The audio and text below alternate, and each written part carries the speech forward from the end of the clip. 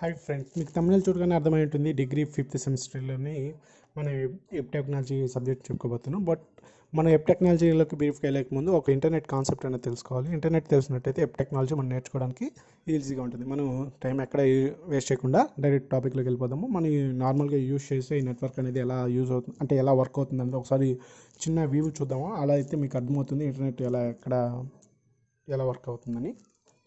ఇప్పుడు మనం wireless use చేస్తున్న మొబైల్స్ కానివ్వండి, ల్యాప్టాప్స్ కానివ్వండి, మీరు ఇప్పుడు చూస్తున్న వీడియో కానివ్వండి, ఇలా వైర్లెస్ ద్వారా వర్క్ అవుతూ ఉంటుంది. బట్ టెక్నాలజీ ప్రకారం చెప్పుకోవాలంటే, అంటే వైర్లెస్ కాకముందు కానివ్వండి, వైర్లెస్ వచ్చిన తర్వాత కానివ్వండి, నెట్వర్కింగ్ ద్వారా ఇంటర్నెట్ అనేది వర్క్ అవుతూ ఉంటుంది. ఇంటర్నెట్ అంటే ఒక సింపుల్గా చెప్తాను, వరల్డ్ వైడ్ నెట్వర్కింగ్ కాన్సెప్ట్ ఏంటి? వరల్డ్ వైడ్గా అంటే ప్రపంచం మొత్తానికి వైర్ ద్వారా ట్రాన్స్ఫర్ అవుతుంది. ఇప్పుడు ఆప్టికల్ వైర్స్ అని మీరు ఎక్కడైనా విన్నట్టయితే పర్వాలేదు, విన్నట్లయితే ఇంటర్నెట్ ట్రాన్స్ఫర్ చేయడానికి, ఇంటర్నెట్లో మనం కమ్యూనికేషన్ కావడానికి ఆప్టికల్ వైర్స్ అనేది చాలా యూజ్ అవుతాయి. అయితే ఇక్కడ మీకు చెప్పుకోవాల్సింది ఏంటంటే, millions of computers all over the వరల్డ్లో చెప్పుకున్నట్లయితే మనకి అది నెట్వర్కింగ్ అవుతుంది. అలాగే ఇంటర్నెట్ కూడా అనొచ్చు. ఇంటర్నెట్ నెట్వర్కింగ్ సేమ్ అండి. నెట్వర్కింగ్ అనేది ఓల్డ్ వర్డ్, ఇంటర్నెట్ అనేది ఒక న్యూ వర్డ్, అందుకని మీకు అర్థమవుతుందని. అలాగే నెట్వర్కింగ్ ద్వారా మనం హై స్పీడ్ ఇంటర్నెట్, అంటే హై స్పీడ్గా మనం ఇన్ఫర్మేషన్ని ఎక్స్చేంజ్ చేసుకోవచ్చు. అదేవిధంగా ఇప్పుడు మిలియన్స్ ఆఫ్ కంప్యూటర్స్ని కలిపి ఒక ఇంటర్నెట్ అంటున్నారు బ్రో. ఇప్పుడు ఒక కంప్యూటర్ని ఏమనొచ్చు, ఒక కంప్యూటర్ ఇప్పుడు ఎగ్జాంపుల్గా మనం ఇప్పుడు చేస్తున్న వీడియో కానివ్వండి, మీరు చూస్తున్న వీడియో కానివ్వండి, మీ మొబైల్ని ఒక హోస్ట్ అనుకోవచ్చు. అంటే మీ మొబైల్ ద్వారా మీరు ఎఫ్ఈ అకౌంట్స్ క్రియేట్ చేస్తారు, యూట్యూబ్ అకౌంట్స్ క్రియేట్ చేస్తారు. ఇలాంటివన్నీ మనం ఒక హోస్ట్ అని అనొచ్చు. అంటే ఒక ఇంటర్నెట్లో చిన్న పార్ట్ 0.00001 పార్ట్ అనుకుందాము. దాంట్లో మనం ఒక చిన్న హోస్ట్, మన ఇన్ఫర్మేషన్ని ఏ రోజులు యాక్సెస్ చేసుకోవచ్చు. ఇప్పుడు మీ ఎఫ్ఈ అకౌంట్ ఉంది, ఇక్కడ ఒకసారి గమనించండి, ఇది మీ కంప్యూటర్ అనుకుందాము, మీ ఫ్రెండ్ కంప్యూటర్ ఇది అనుకున్నాము. మీరు ఇక్కడ మీ ఫ్రెండ్ ఫొటోస్ చూడాలంటే ఎఫ్ఈలో ఇక్కడ క్లిక్ చేసినట్లయితే ఇక్కడ నుంచి ఇక్కడికి వెళ్ళి ఇక్కడికి వస్తుంది. ఇదే కదా మీకు నెట్వర్కింగ్ అంటే, వైర్ ద్వారా జరుగుతుంది. బట్ బ్రో, మాకు మొబైల్ అనేది వైర్తో కనెక్ట్ అయి ఉంటుంది కదా, మీరు ఇలా ఎలా చెప్పగలుగుతున్నారని అనొచ్చు. ఇంకా చెప్తానండి కాన్సెప్ట్ ఎలా ఉంటుంది ఏంటి అన్నది. ఇప్పుడు మీరు యూజ్ చేసే మొబైల్ అనేది ఇలా ఉంది, లేకపోతే మొబైల్, ట్యాబ్లెట్ అండ్ కంప్యూటర్, మీరు ఏదైనా అనుకోండి పర్వాలేదు, మీరు వైర్లెస్ ద్వారా యూజ్ చేస్తున్నారు. ఇక్కడ ఒక ట్రాన్స్మిషన్ అనేది ఉంటుంది, అంటే సిగ్నల్స్ని రిసీవ్ చేసుకోవడానికి, సెండ్ చేయడానికి మన మొబైల్లో బిల్డ్ చేస్తుంటారు. దానికి టవర్స్, సెల్ టవర్స్ మీకు ఐడియానే ఉంటాయి. ఇది కింద కాన్సెప్ట్ చూడండి. ఇక్కడ మనం నెట్వర్కింగ్తో కనెక్ట్ అవుతాం. ఇక్కడ నెట్వర్కింగ్తో కనెక్ట్ అవుతున్నాం అంటే టవర్తో కనెక్ట్ అవుతున్నాం. టవర్ ఎవరిదండి? ఇప్పుడు బిఎస్ఎన్ఎల్ ప్రొవైడర్స్ ఉన్నారు, తర్వాత వచ్చేసి ఎయిర్టెల్ ప్రొవైడర్స్ ఉన్నారు, ఐడియా ప్రొవైడర్స్ ఉన్నారు. వీళ్ళు ఇంటర్నెట్ ప్రొవైడర్స్. ఇది ఇండియా వరకే. బయట యూకే అండ్ యూఎస్ ఇలా వెళ్ళినట్లయితే ఆ దేశంలో ఉన్న ప్రొవైడర్స్ కొన్ని పేర్లతో ఉంటారు. వాళ్ళు ఇంటర్నెట్ని ప్రొవైడ్ చేస్తారు. ఇంటర్నెట్ ప్రొవైడ్ చేయడం ఏంటి? ఇంటర్నెట్ అందరికి ఫ్రీయే కదా. ఇంటర్నెట్ అనేది అందరికి ఫ్రీయే బ్రో. ఇక్కడ ఏమవుతుందంటే, ఇప్పుడు ఈ ఇంటర్నెట్ని యూజ్ చేసుకున్నప్పుడు అక్కడ యూజ్ చేసే నెట్వర్కింగ్ అంటే ఇక్కడ వైర్ అండి. వైరు యూజ్ చేస్తాం కదా, అది కొన్ని సంవత్సరాలకి పాడైపోతుంది. దాన్ని రిపేర్ చేసుకోవడానికి మనకి ఇలాంటి ఛార్జెస్ అన్ని పడుతూ ఉంటాయి. మామూలుగా నెట్వర్కింగ్ అంటే ఇంటర్నెట్ అనేది మనకి ఫ్రీ అనండి. ఇక్కడ వచ్చేటప్పటికి ఏమవుతుందంటే, ఆ మెయింటెనెన్స్, ఆ వైర్స్, ఆప్టికల్ వైర్స్ అంటారు, దాని ద్వారానే మన డేటాని ఎక్స్చేంజ్ చేసుకుంటూ ఉంటాము. వాటి మెయింటెనెన్స్ కోసం తీసుకునే ఫీజు అండి ఇది. అంటే మనం ఇప్పుడు రీఛార్జ్ బ్యాలెన్స్ కానివ్వండి, నెట్వర్కింగ్ బ్యాలెన్స్ కానివ్వండి, మీకు అర్థమవుతుందా? మీకు అర్థమవుతుంది అనుకుంటున్నాను. క్లారిటీగా చెప్తున్నాను ఇంటర్నెట్ ఏంటి అనేది. ఇక్కడ ప్రొవైడర్స్ నుంచి అప్లికేషన్, ఇప్పుడు అప్లికేషన్ అంటే మీరు మొబైల్లో యూజ్ చేసే అప్లికేషన్స్ కాదు. ఇప్పుడు ఎఫ్బీలో మీరు యూజ్ చేశారు అంటే మీ ఫ్రెండ్ రిక్వెస్ట్ని అడిగారు, దాన్ని ఇక్కడికి వెళ్ళేసి అక్కడ ప్రొవైడర్స్లోంచి తర్వాత ఎఫ్బీ సర్వర్ ఉంటుంది, ఫేస్బుక్ సర్వర్లోకి వెళ్ళేసి అక్కడ ఇన్ఫర్మేషన్ అనేది సెర్చ్ చేస్తుంది. ఇక్కడ అప్లికేషన్ అంటే మీ మొబైల్లో వచ్చే అప్లికేషన్ కాదండి, అక్కడ ఎక్కడైతే డేటా ఉందో అక్కడికి పోయి సెర్చ్ చేసుకోవడాన్ని అప్లికేషన్ అని రాసుకుంటాము. అది టెక్నాలజీ ప్రకారము అర్థమైంది. ఇప్పుడు అర్థమైంది అనుకుంటున్నాను. ఇంటర్నెట్ అంటే చిన్న వ్యూ అంతే. ఓకే, కాన్సెప్ట్లోకి వెళ్దాం. సారీ, మీరు వచ్చేసి బ్రో, మీరు ఇంటర్నెట్ అంటే ఇలా ఉంటుంది ఇలా ఉంటుంది అన్నారు. బస్ట్ ఎక్కడి నుంచి స్టార్ట్ అయింది హిస్టరీ చెప్పండి బ్రో, మా ఎగ్జామ్స్లో హెల్ప్ అవుతాయి, అదేవిధంగా మీకు తెలుసుకోవడానికి కూడా హెల్ప్ అవుతాయి అన్నట్లయితే, in 1960s American defence department అనేవాళ్ళు నెట్వర్కింగ్ ఫర్ ఎక్స్చేంజింగ్ ఇన్ఫర్మేషన్ ఫస్ట్గా, అంటే మొట్టమొదటిగా ఒక నెట్వర్కింగ్ అంటే ఒక వైర్ ద్వారా ఇన్ఫర్మేషన్ని ఎక్స్చేంజ్ చేసుకున్నారంటే ఒక ప్రాంతం నుంచి ఒక ప్రాంతానికి తెలుసుకోవడానికి యూజ్ చేసింది అమెరికన్ డిఫెన్స్ డిపార్ట్మెంట్ వాళ్ళు. దాని ద్వారా స్టెప్ బై స్టెప్ ఎలా అంటే 1969లో వచ్చేసి ఆప్రా అంటే advance research project agency network. Bro నేను ఒక్క ప్రొనౌన్సియేషన్స్లో నేను ఒక స్పీడ్గా చెప్తూ ఉంటాను, కొంచెం స్పెల్లింగ్స్ అలా ఇలా అవుతాయి, మీరు కామెంట్స్లో తిట్టకండి, కాకపోతే మీ కాన్సెప్ట్ అయితే ఖచ్చితంగా అర్థమయ్యేలా చెప్తాను.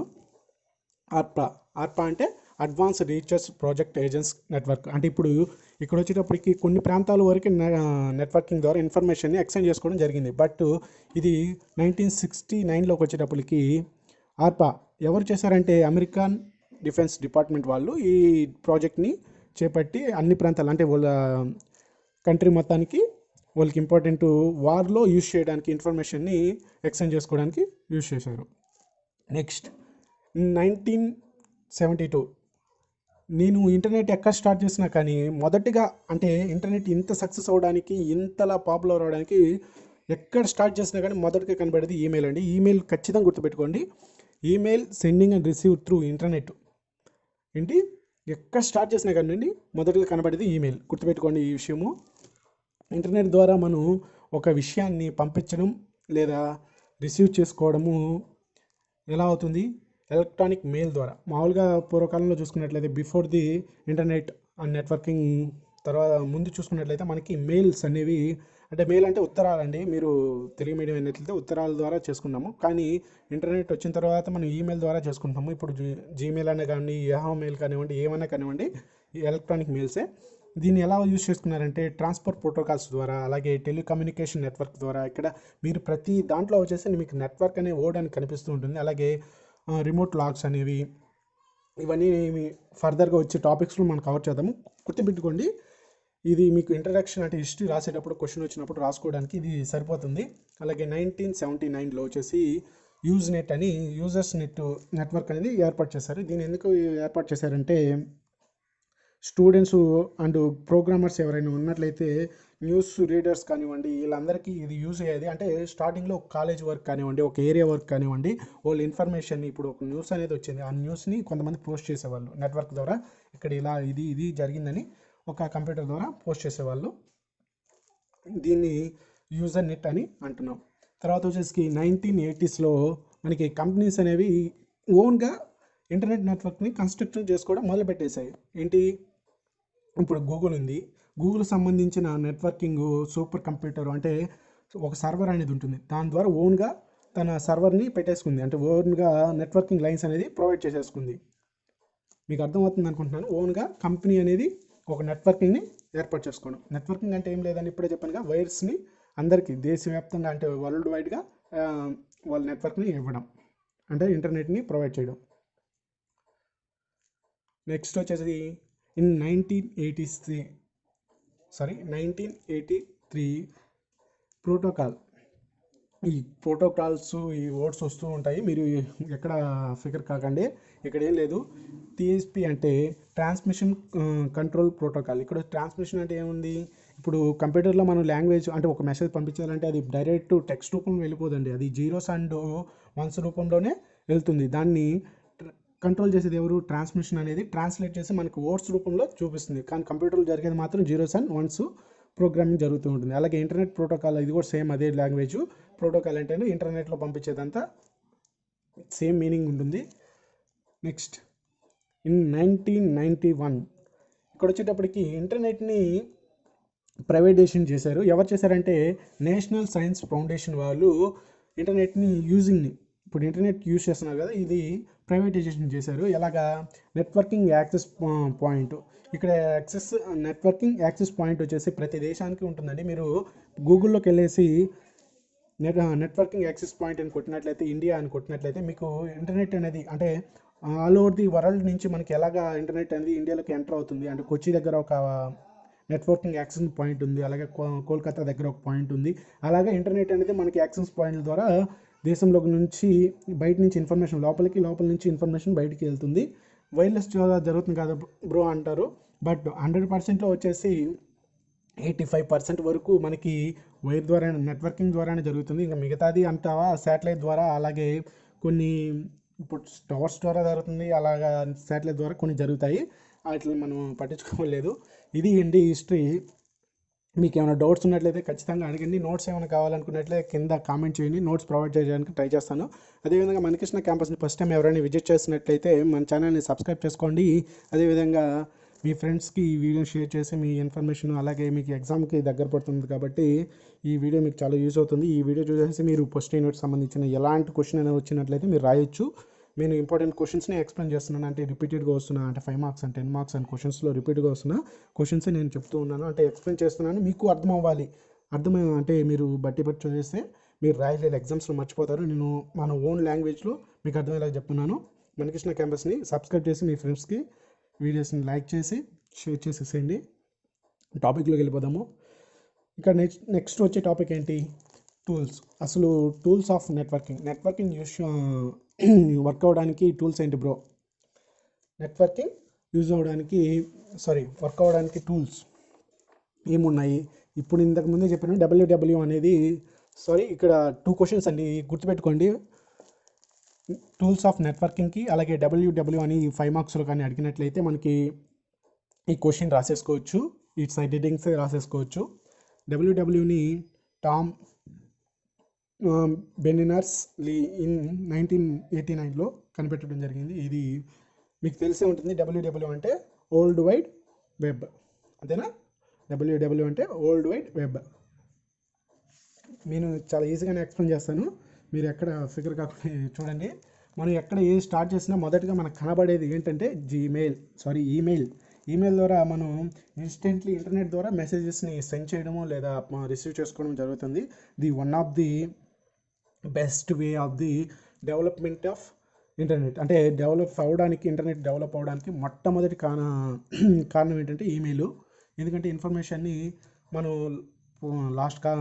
బిఫోర్ ది ఇంటర్నెట్ చూసుకున్నట్లయితే ఒక మెయిల్ సెండ్ చేసినట్లయితే అది 7 డేస్కి వెళ్ళొచ్చు, 15 డేస్కి వెళ్ళొచ్చు. అది వెళ్ళిందో లేదో మనకి కన్ఫర్మేషన్ తెలిసేది కాదు. ఈమెయిల్ వచ్చిన తర్వాత అది కన్ఫామ్గా వెళ్ళిందా లేదా అని తెలుసుకోవడానికి కూడా మనకి వీలు ఉంటుంది. అందుకని ఇంటర్నెట్ అంత సక్సెస్ అవ్వడానికి మొదటి టూల్గా మనం ఈమెయిల్ చెప్పేసుకుంటాము. అలాగే న్యూస్ గ్రూప్స్ ఎందుకు ఫామ్ అయ్యాయంటే నెట్వర్కింగ్ న్యూస్ ట్రాన్స్ఫర్ ప్రోటోకాల్స్. ఇంతకు ముందే చెప్పాను, నెట్వర్కింగ్ అంటే ఇంకా ఇంటర్నెట్ ద్వారా న్యూస్ని పోస్ట్ చేసేసి పబ్లిక్ కానివ్వండి, పీపుల్స్ కానివ్వండి, అక్కడ ఏం జరుగుతుంది ఏంటి అనేది తెలుసుకోవడానికి చాలా యూజ్ అయ్యింది. ఇంతకుముందు ఒక న్యూస్ జరిగినట్లయితే, ఒక ఇన్సిడెంట్ జరిగినట్లయితే అది తెలుసుకోవడానికి చాలా టైం అనేది పట్టేది, దాని గురించి పూర్తి డీటెయిల్స్.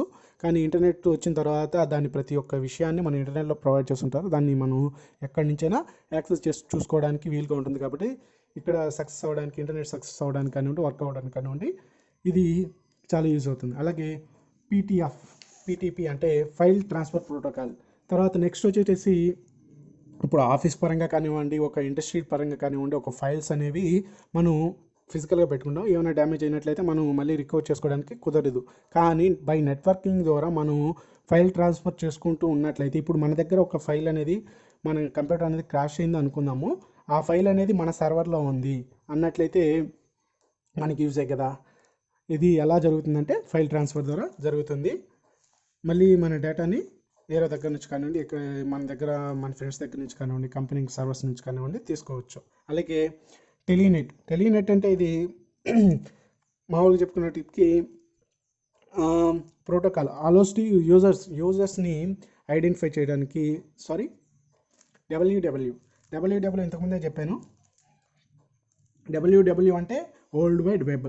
దీన్ని టామ్ బెర్నర్స్-లీ ఇన్ 1989లో క్రియేట్ చేశాడు. దానికి ఎందుకంటే డేటా అండ్ ఫైల్స్ అనేవి accessed from the W W using the unique address called URL. అంటే ఒక డేటాను కానివ్వండి, ఫైల్స్ కానివ్వండి యాక్సెస్ చేయడానికి డబ్ల్యూడబ్ల్యూని యూజ్ చేయడం జరిగింది. దీని ద్వారా స్వేప్గా ఒక ప్రదేశానికి సెక్యూరిటీకి వెళ్ళడానికి మనకి యూజ్ చేసినట్టు అనుకోండి. ఇక్కడ వచ్చేటప్పటికి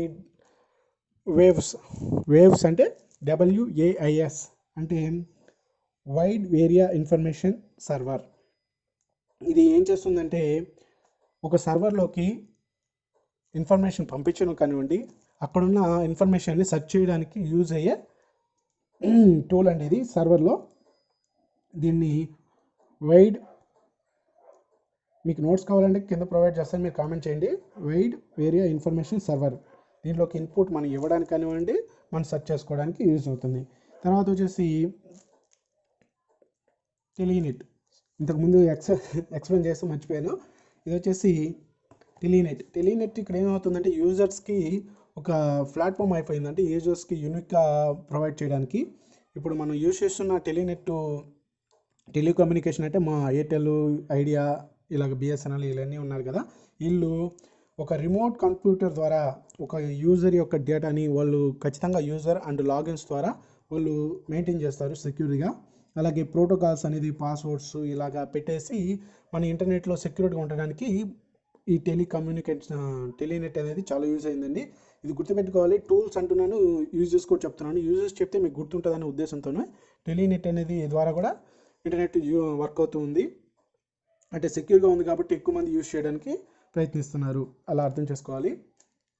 అలాగే గోపర్ అంటే ఇప్పుడేం లేదండి, ఇంతకుముందే చెప్పాను వైర్స్లో. ఇక్కడ మనం సర్వర్లో ఇన్ఫర్మేషన్ని పెట్టామనుకుందాము, మన వెబ్సైట్ ద్వారా దాన్ని యాక్సెస్ చేసుకొని మళ్ళీ రిటర్న్ అవ్వాలి డాక్యుమెంట్స్ నుంచి. ఇప్పుడు వెబ్సైట్లోకి వెళ్ళేసి ఒక డాక్యుమెంట్ చూసాము, దాంట్లోంచి రిటర్న్ అవ్వడానికి కానివ్వండి, ఒక లిస్ట్ ఆఫ్ మనం సెర్చ్ ఇంజిన్లో పోయేసి ఒక సెర్చ్ చేసినట్లయితే అది మనకి వెబ్ పేజ్ మీద మనకు కనిపించాలి అంటే యూజ్ అయ్యే టూల్ ఏంటంటే గ్రోపర్. ఓకేనా.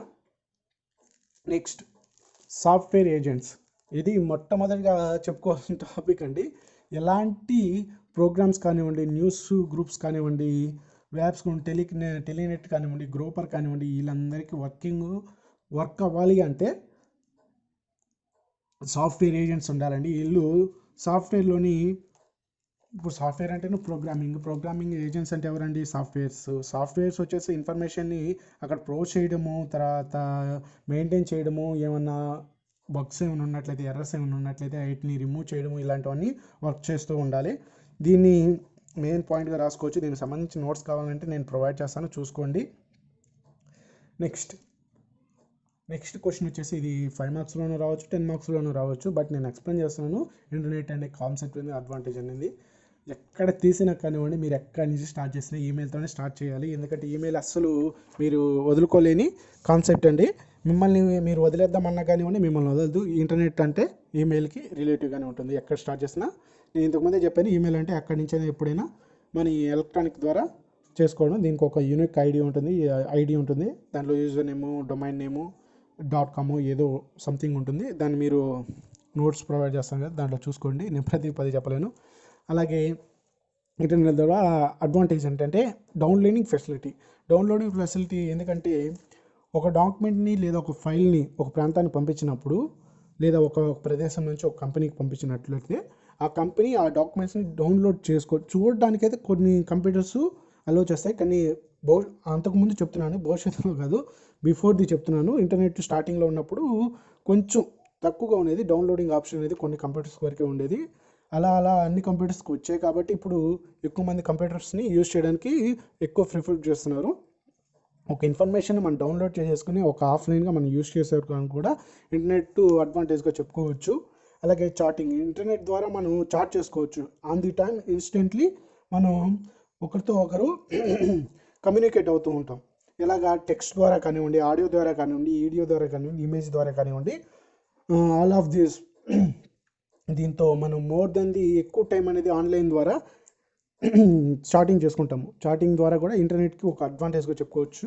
అంటే ఇన్స్టెంట్గా మనకి తెలుస్తూ ఉంటాయి. అలాగే ఆన్లైన్ షాపింగ్ అడ్వాంటేజ్. ఇంటర్నెట్ ద్వారా మనం అడ్వాంటేజ్గా ఎలా చెప్పుకోవచ్చు అంటే ఆన్లైన్ షాపింగ్. ఇంతకుముందు అయితే ఒక వస్తువుని కొనాలన్నా, ఒక డ్రెస్ని కొనాలన్నా మనం మార్కెట్కి వెళ్ళేసి గంటలు ఉండేసి మనం ఒక షాప్ తీసేంత వరకు వెయిట్ చేయడం, లేదా షాపు వాళ్ళు బిల్లింగ్ చేసేంత వరకు వెయిట్ చేయడం, అలాంటివి ప్రాబ్లమ్స్ ఉండేవి. ఇంటర్నెట్ వచ్చిన తర్వాత మనకి ఆన్లైన్లో అన్ని ప్రోడక్ట్స్ అనేది ప్రొవైడ్ చేసేసారు.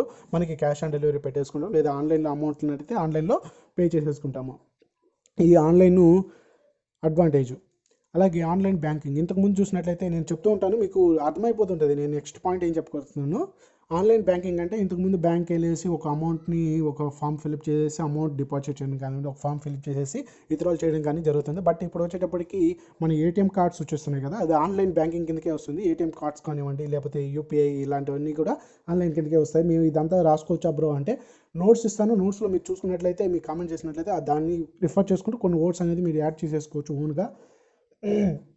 ఎక్కువ కూడా ఇవ్వను. 2 or 3 పాయింట్స్ మీకు మన గురించి తెలిసిందే కదా, బీకామ్ స్టూడెంట్స్ గురించి 2 or 3 or పాయింట్స్ అనేది ఇస్తాను. మీరు ఇంకా ఎక్స్ట్రాగా మాకు ఒక క్వశ్చన్ అనేది పెంచుకోవాలి, మాకు ఇంకొక ఇన్ఫర్మేషన్ తెలుసు అనుకున్నట్లయితే యాడ్ చేసేసుకోండి.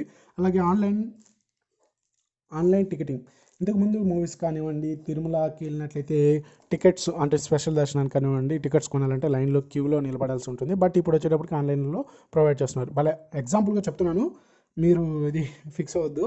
ఎగ్జాంపుల్గా చెప్తున్నాను, తిరుపతి అలాగా మూవీ అని మీరు ఏదైనా రాసుకోవచ్చు. అలాగే సెర్చ్ ఇంజిన్ అనేది అస్సలు మోస్ట్ వాంటెడ్ అడ్వాంటేజ్ అండి. ఇప్పుడు సెర్చ్ ఇంజిన్స్ మీకు తెలిసినంత వరకు గూగులే ఉంటుంది, లేదా అక్కడక్కడ మీకు తెలిసిన వాళ్ళైతే యాహో. చాలా రకాలైన సెర్చ్ ఇంజిన్స్ ఉన్నాయి. డక్ ఉంది, డక్ డక్ సెర్చ్ ఇంజిన్ ఉంది, ఇలాంటివి చాలా ఉన్నాయండి. వాటిని మనం అలాగే మైక్రోసాఫ్ట్ కూడా ఒక సెర్చ్ ఇంజిన్ని మెయింటైన్ చేస్తూ ఉంది. ఇలాంటి సర్వీస్ అన్నీ మనకి అడ్వాంటేజ్, ఇంటర్నెట్లో అడ్వాంటేజ్. ఇప్పుడు గూగుల్లో దొరకని ఇన్ఫర్మేషన్ యాహోలో దొరకవచ్చు. యాహోలో దొరికే ఇన్ఫర్మేషను ఎంఎన్సి అంటే మైక్రోసాఫ్ట్ దాంట్లో కూడా దొరకపోవచ్చు. ఇలాంటివి ఉంటాయి. అడ్వాంటేజ్ మనకి ఎక్కడైనా ఎత్తుక్కోవడానికి మనకి యూజ్ అవుతుంది. మీకు ఇంకేమైనా ఉన్నాయా? డిసడ్వాంటేజ్ చెప్పాలి. డిసడ్వాంటేజ్లో చూసుకునేటప్పటికి మొట్టమొదటిగా మనకి ఇంటర్నెట్ ఫ్రాడ్స్. ఇప్పుడు ఇంటర్నెట్లో మనం షాపింగ్ చేస్తున్నాం, అమౌంట్ విత్డ్రా చేస్తున్నాము, యాడ్ చేస్తున్నాము, ఇలా చాటింగ్ చేస్తున్నాము, అలాగే డౌన్లోడ్ ఫెసిలిటీ పెట్టుకున్నాము, ఆన్లైన్ షాపింగ్ చేస్తున్నాము, సెర్చ్ ఇంజిన్ ద్వారా చేస్తున్నాము. ఆన్లైన్ ఫ్రాడ్స్ అనేది చాలా రకాలుగా లింక్ అయి ఉంటుందండి. మొట్టమొదటిగా చెప్పాలంటే ఎక్కువ అటాకింగ్ ఎక్కడ అవుతున్నాయంటే డౌన్లోడింగ్ ఫెసిలిటీస్ మీద అవుతుంటాయి. అంటే ఒక యాప్లో వాళ్ళు ఎన్క్రిప్టెడ్గా లోపల ఒక మాల్వేర్ని ఇన్స్టాల్ చేస్తుంటారు. మాల్వేర్ని ఇన్స్టాల్ చేసేసి మన డేటాని అంటే పాస్వర్డ్స్ కానివ్వండి, యూజర్ ఐడీస్ కానివ్వండి, అకౌంట్ నెంబర్స్ కానివ్వండి రికార్డ్ చేయడానికి ట్రై చేస్తూ ఉంటారు. ఇది కూడా ఆన్లైన్ ఫ్రాడ్ కిందకే వస్తుంది. అలాగే బ్యాంకింగ్ ఐడీస్ తెలుసుకున్నట్లయితే పాస్వర్డ్స్ అనేది ఎన్క్రిప్ట్ చేసుకోవచ్చు, బైపాస్ చేసుకోవచ్చు. వాళ్ళకి పాస్వర్డ్స్ అని వెళ్ళిపోయేసి మనీ విత్డ్రా చేసేసుకుంటారు. అలాగే స్పామ్ మెయిల్స్ అంటే మీకు ఎలా చెప్పాలి, మీ పర్మిషన్ లేకుండా ఎవరైనా మీకు మెయిల్ చేసినట్లయితే అది స్పామ్ కిందకు వచ్చేస్తుంది. పర్మిషన్ అంటే అడ్వర్టైజ్మెంట్స్ అండి. ఇప్పుడు న్యూస్ పేపర్ చదివిన వాళ్ళకి న్యూస్ పేపర్లో అడ్వర్టైజ్మెంట్ పాంప్లెట్స్ రావడము అలాంటివి ఉంటాయి కదా, అలాంటివి మనం ఇక్కడ స్పామ్ కిందకి తీసుకుంటుంది బై ఇంటర్నెట్ ద్వారా. ఇది ఇంటర్నెట్లో ఒక డిసడ్వాంటేజ్. దీనివల్ల మనకి మెమరీ సైజ్ అంటే మనం యూస్ చేస్తున్న కంప్యూటర్ మెమరీ సైజ్ అనేది తగ్గిపోతూ ఉంటుంది.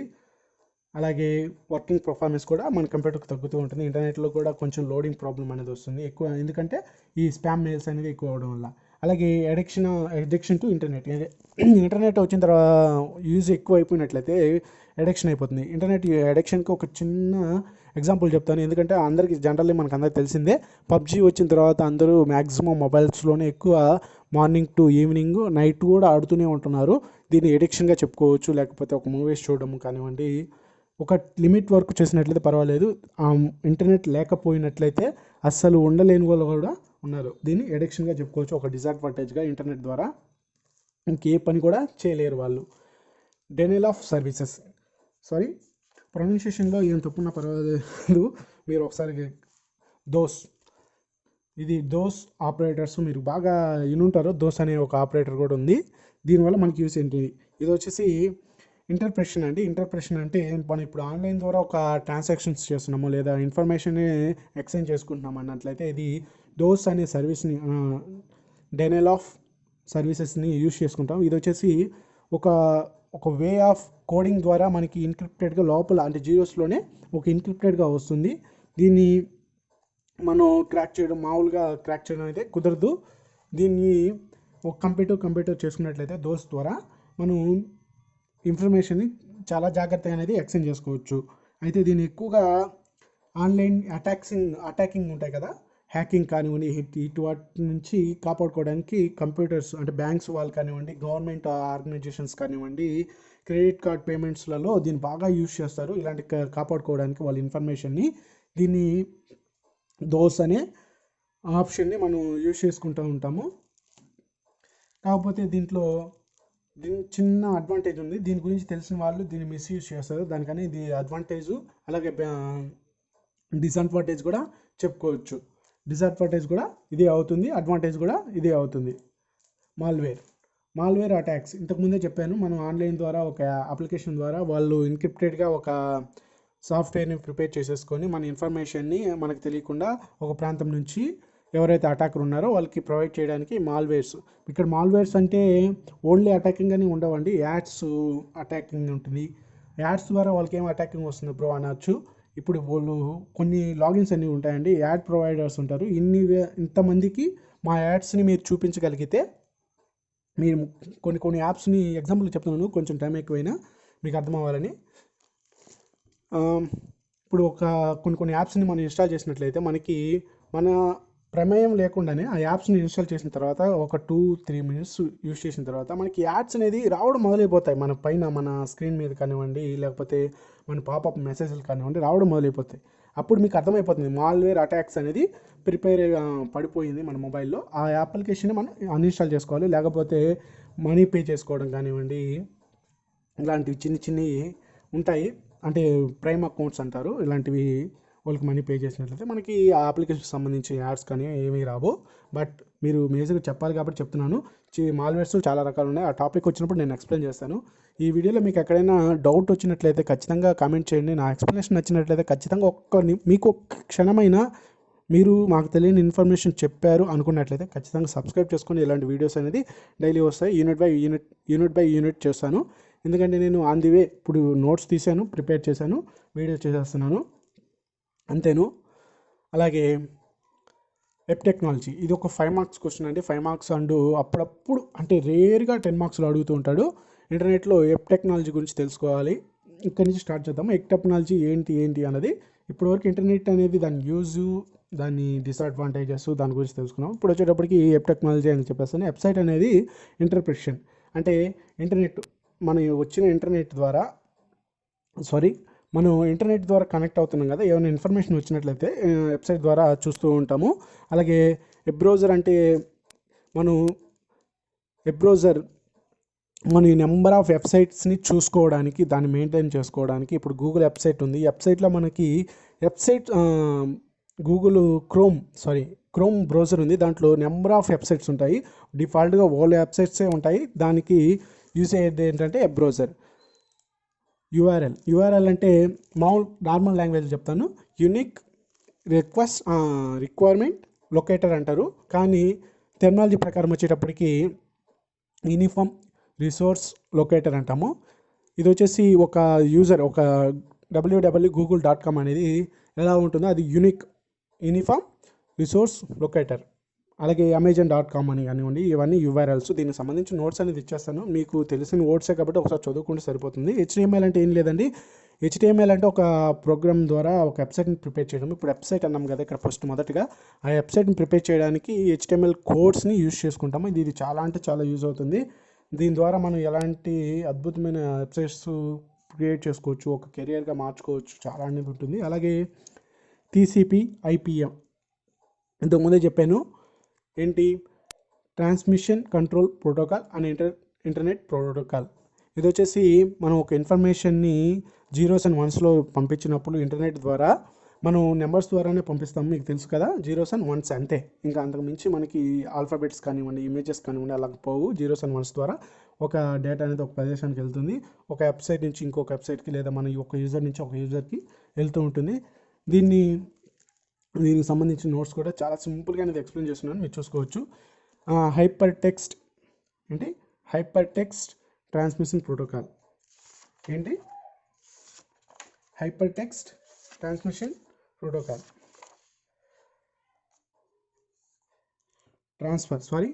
Hyper text transfer protocol. కొన్ని వర్డ్స్ అనేది అప్పుడప్పుడు పోతూ ఉంటాయండి, మీరు దాన్ని వేసుకోవద్దు, చెప్తున్నాను. దీని డబ్ల్యూడబ్ల్యూకి చాలా అంటే చాలా యూజ్ అవుతుందండి. డబ్ల్యూడబ్ల్యూకి సపోర్టింగ్ అండ్ సెక్యూర్డ్ వే ఏంటంటే HTTPS అని ఉంటుంది, సెక్యూర్డ్ అని.